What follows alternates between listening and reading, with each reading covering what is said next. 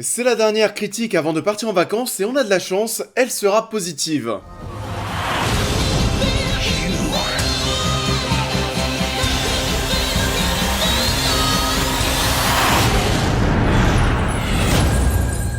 Bonjour à tous et voilà on se retrouve en ce dimanche matin pour une dernière critique avant de prendre quelques jours de repos autour d'une piscine. J'espère que vous aussi ça sera le cas, il y a plein de choses qui viendront après les vacances, on va retrouver un bon rythme de vidéos. En attendant, on parle d'Umbrella Academy saison 2. Umbrella Academy saison 2 est toujours diffusée sur Netflix et cette fois-ci, nous retrouvons notre groupe de super-héros directement transportés dans les années 60 où ils vont devoir encore une fois sauver le monde. Et vous l'avez compris, tout comme la saison 1, cette saison 2 est encore une fois très bonne. J'avais un petit peu peur lorsque j'avais vu le synopsis, la bande-annonce et même lorsque la série commence, lorsque la saison 2 commence. Quand tu vois comment ça part, tu flippes un petit peu parce que t'es en train de te dire « Ouais, on va nous resservir la même chose que la saison 1, avec cette histoire d'apocalypse, etc. » Et au final, c'est pas vraiment ça. Bon, en tout cas, voilà, c'est toujours aussi cool, y a rien à dire. Il y a toujours autant de musique, de légèreté, de passages drôles et des personnages qui vont se retrouver encore une fois et encore plus que dans la saison 1, dans des situations totalement grotesques. Et pour ceux qui ne sont pas forcément encore intéressés au show, parce que voilà, quand on le présente, c'est vrai qu'on parle souvent de ces personnages qui ont des pouvoirs, de cette ambiance avec ce manoir, le père qui peut faire penser au Professeur X, ça fait un petit peu X-Men au premier abord. Mais lorsque tu te plonges dans la série, pas du tout. On n'est même pas dans une série de super-héros avec beaucoup de scènes d'action. On est presque plus dans un drame familial avec des mensonges et trahisons. Les personnages et leurs relations, c'est vraiment le cœur du show. Allison can rumor anyone to do anything. Except she never uses it. I heard a rumor. You punched yourself in the face. Cette saison 2 en soi elle va être différente parce qu'ils vont se retrouver ces personnages dans les années 60 avec un gros détail qui va permettre de distinguer pas mal de choses. Ils ne vont pas tous arriver en 1960, certains en 1961, d'autres en 62, en 1963, ce qui fait que ceux qui sont déjà arrivés avant se sont déjà lancés dans une nouvelle vie, dans deux nouvelles vies personnelles, et on va avoir tout plein de nouveaux arcs narratifs autour de ces personnages, que ce soit la vie d'une secte, l'égalité des noirs et des blancs, tout ça sur fond d'assassinat de Kennedy. Et l'enjeu de cette saison, ça ne va plus être de traiter les personnages en tant que groupe, mais en tant que personnes à part entière, avec des enjeux différents, et voir comment est-ce qu'ils vont réagir lorsque leurs responsabilités vont les rattraper, ce qui va mettre en place plein d'autres nouvelles thématiques. Donc voilà, cette saison 2, ce n'est pas qu'une histoire d'apocalypse, pas qu'une histoire de monde à sauver encore une fois, et on en parlera plus tard, mais vu comment se termine cette saison 2, la saison 3 devrait partir sur quelque chose de totalement différent. Mais sinon oui, c'est toujours aussi cool, ça se mange toujours aussi facilement. Il y a 10 épisodes, vous savez que je suis assez fan, je préfère le format 8 épisodes. C'est 10 épisodes de 45-50 minutes, ça va très vite, c'est fun, c'est drôle, c'est spectaculaire, ça passe très bien. On sent qu'on a mis plus de budget dans cette saison 2, il y a une belle reconstitution de l'époque de ces années 60. Il y a des effets spéciaux, encore une fois, qui t'en foutent plein la gueule, il y a des scènes, oui, comme je le disais, qui sont assez spectaculaires, même si, voilà, techniquement, on n'est pas sur quelque chose, on n'est pas sur une recherche d'effets spéciaux qui se veulent vraiment réalistes et crédibles.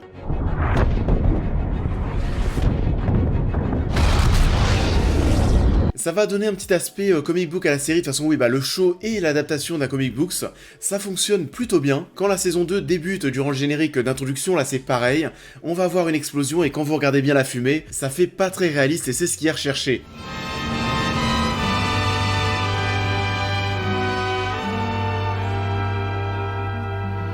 Comme je vous le disais, ça va donner ce petit aspect comic book et de toute façon, on n'est pas dans un show qui se veut ultra sérieux, notamment au niveau de sa tonalité. On est dans quelque chose par contre, dans cette saison 2 d'un petit peu plus sombre, un petit peu plus mature par rapport à la première saison. On va le voir par plusieurs aspects, mais cette saison 2 est à mon sens un petit peu moins colorée que la première. Dans la saison 1, il y avait vraiment un travail presque forcé au niveau de la lumière, où il y avait tout le temps du jaune, du bleu, du violet, du vert. Les lumières, elles aussi, n'arrêtaient pas de changer durant les mêmes scènes. Là, à part quelques murs qui ressortent jaune, une salle de bain bien verte, etc. C'est vrai que dans l'ensemble, j'ai trouvé qu'on avait moins de couleurs exposées en permanence, ce qui va renforcer ce côté sombre et mature, et on a aussi moins de scènes de danse.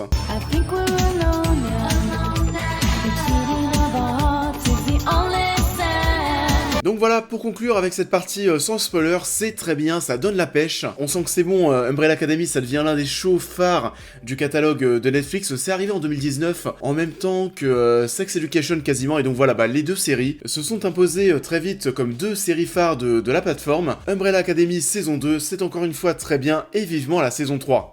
Ça en est tout pour cette partie sans spoiler. Pour ceux qui vont nous quitter, je vous invite à liker et à partager cette vidéo, à vous abonner si ce n'est pas déjà fait, à me suivre sur tous les réseaux sociaux. En plus de ça, c'est les vacances. Vous allez pouvoir me suivre tout l'été au bord d'une piscine et je sais que ça vous intéresse. Et on va passer dès maintenant en partie spoiler, où on va revenir sur tous les personnages en spoil. Alors, par qui commencer? Qu'est-ce que j'ai aimé? Alors, déjà, pour commencer, c'est vrai que le fait que les personnages arrivent à des moments différents change pas mal de choses. On va se retrouver avec des personnes qui sont lancées dans des nouvelles vies, alors que 5, c'est vraiment la personne qu'on va suivre de bout en bout. Du moins, dans le même espace-temps, on va rien louper avec 5, et c'est pour ça aussi que c'est le personnage, à mon sens, qui a le moins de développement dans cette saison 2. On va retrouver tout d'abord Vanya qui, elle, a perdu la mémoire, et au vu des événements de ce qui s'est passé en fin de saison 1, c'était plutôt une bonne idée parce que ça a permis de remettre le personnage à zéro. Vanya, dans cette saison, est beaucoup moins le personnage central d'Umbrella Academy, et je pense, il y a un personnage qui a pris beaucoup plus d'ampleur dans cette saison 2, on va en parler après. Et ce qui est assez drôle d'ailleurs avec Vanya, malgré son passé, disons, Dark Phoenix, sa vie va totalement être différente, puisqu'elle va finir dans une ferme, elle va finir nounou, et va tomber amoureuse de la mère du garçon qu'elle doit garder. Et à l'époque, vous vous en souvenez certainement, lorsque The Last of Us est sorti, on se disait qu'Ellen Page ferait une très bonne Ellie. Mais je sais pas vous, et ça c'est drôle, mais les scènes d'Ellen Page à la ferme m'ont grave fait penser à celles d'Ellie vers la fin de The Last of Us, partie 2. Et vous me direz en commentaire ce que vous en avez pensé, si vous avez pensé comme moi, ou alors si je suis totalement taré. Ouais. Un petit mot sur Klaus dès maintenant parce que oui, encore une fois, il est excellent, super drôle. Tout le délire autour de sa secte fonctionne très bien, c'est drôle. Le moment où il va dire que que c'est un imposteur, qu'il a envie de leur avouer qu'il est un imposteur et que t'as tout le monde qui se lève pour dire qu'eux aussi, ce sont tous des putains d'imposteurs, mais c'est génial. Et c'est lui qui sort, à mon sens, la punchline la plus drôle de la saison. Luther is in love with his sister. Okay, again, we are not biological. Face it, the healthiest long-term relationship in this family was when Five was banging that mannequin.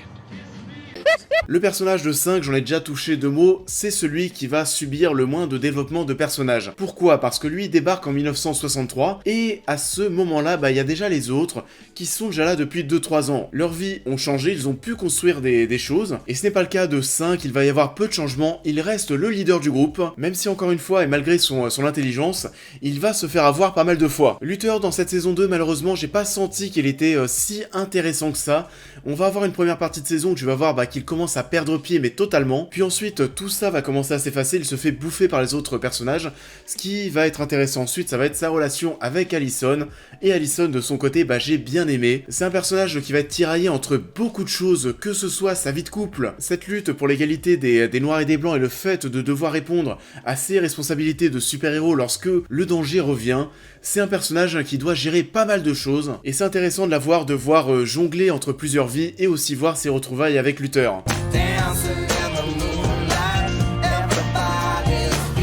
Et on a aussi bien sûr Diego qui est pour moi la révélation de cette saison 2. Et pourquoi est-ce que je vous dis qu'à mon sens c'est la grosse révélation? Parce qu'en fait dans la saison 1, c'est le personnage parmi ce petit groupe de héros qui m'intéressait le moins. C'est un personnage qui est un petit peu taré et pas très sympathique.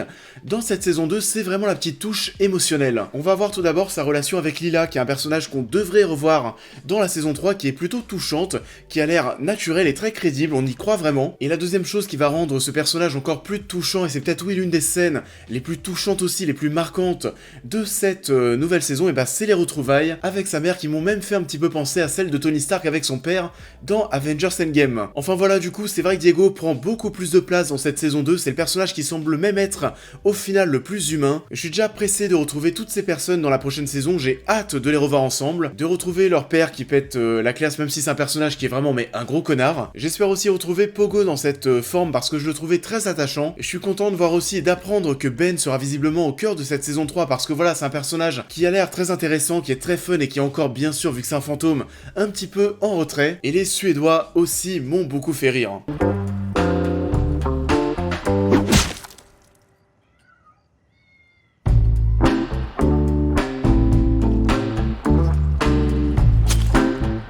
Ça en est tout pour cette toute dernière critique avant les vacances, après quelques semaines de repos. Je reviens très vite. En attendant, je vous invite comme d'habitude à liker et à partager cette vidéo, à me dire en commentaire ce que vous avez pensé d'Umbrella Academy saison 2 et si vous avez préféré la saison 2 ou la première. N'oubliez pas encore une fois pour les nouveaux de me suivre sur tous les réseaux, de vous abonner, de devenir membre soutien si vous souhaitez aider la chaîne. Mais en attendant, c'est surtout le moment pour moi de vous souhaiter à tous d'excellentes vacances. Pour ceux qui y sont déjà, profitez. J'espère que tout se passera bien pour tout le monde et j'ai déjà hâte, pour tout vous dire, de revenir et de relancer un bon rythme de vidéos. Mais avant ça, piscine, bronzage, profitez bien et je vous dis à très vite.